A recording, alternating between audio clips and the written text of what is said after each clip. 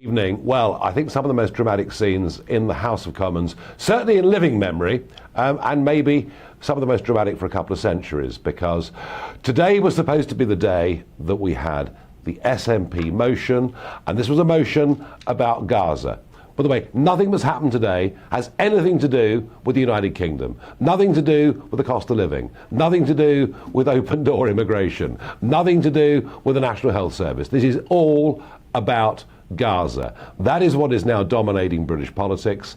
It is, of course, a direct result of the increasing sectarianism in British politics, and in particular within the Labour Party, because Keir Starmer has tried from the start, ever since the 7th of October, to take a relatively nuanced position. On the one hand, that Israel has the right to defend itself, but on the other, that we don't want to see excess casualties in Gaza. But that line has become harder and harder for him to take, as many in the Labour movement, particularly those on the Muslim side of politics, are speaking out about the way Israel is behaving and calling it a genocide, which of course, in any historical sense, is a complete and utter outrage.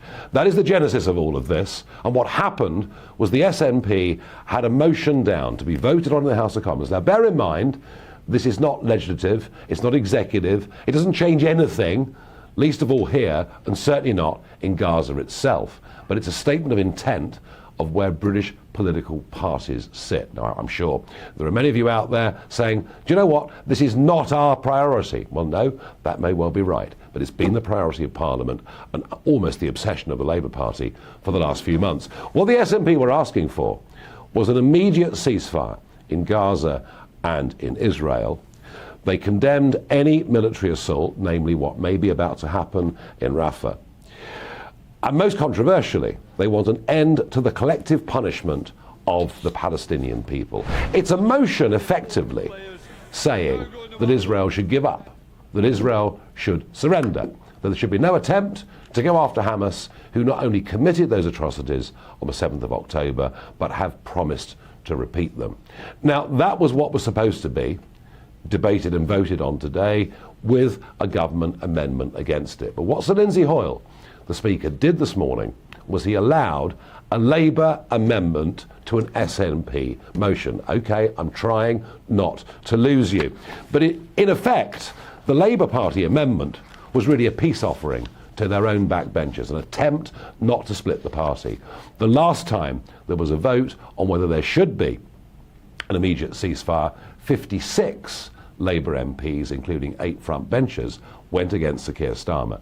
So Sir Lindsay Hoyle, who is neutral as the Speaker, but remember, was elected to begin with as a Labour MP, has made what is being seen by many as a highly partisan political gesture, which incidentally, we're told breaks Article 31 of the standing orders of the House of Commons, and he does it much to the favour of the Labour Party. And that has caused anger, that has caused outrage. So much so that William Ragg, a Conservative backbench member of Parliament, has even put down a motion saying the Speaker should be replaced. And extraordinarily, whilst much of this debate was going on, Sir Lindsay Hoyle was literally nowhere to be seen. And the most dramatic moment that came, and we can see this footage on our screens right now, was when SNP and Conservative members of Parliament literally walked out of the House of Commons, leaving the whole thing in a state of complete and utter chaos. Then there came a Labour motion for the debate to continue, but to do so in private. And that would mean not just the public galleries being cleared, but radio and television transmissions would have to have stopped as well. This did happen back in 2001 when terrorism was being discussed, and as a matter of national security, it was felt that MPs should be able to debate very sensitive matters in private. But the idea that Labour even put this motion forward, why should this be debated in private? This is not a matter of national security. This is about what's happening in Israel and Gaza. This is the extent to which religious sectarianism is now dominating British politics and the House of Commons. It is regrettable, to say the very least. Well, Sir Lindsay Hoyle has reappeared to a very, very stormy House of Commons, accusations being made that he met with Sue Gray, the real boss of the Labour Party these days, and he denied that very, very strongly in the House of Commons. But there's also talk that the Labour Party said to Sir Lindsay Hoyle, you know what, unless you keep our motion there, we certainly won't be allowing you to be the Speaker if we win the next election.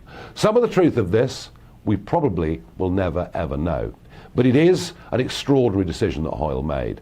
In fact, it takes us back to the days of John Bercow. In fact, some sarcastically were shouting out, "Bring back Bercow," when Bercow was seen to make very, very controversial decisions in terms of what votes he allowed, what amendments he allowed during the whole Brexit debacle, which went on pretty much for 2 years. However dramatic, however passionate the scenes were in Westminster during Brexit, they are frankly as of nothing compared to what we have seen today.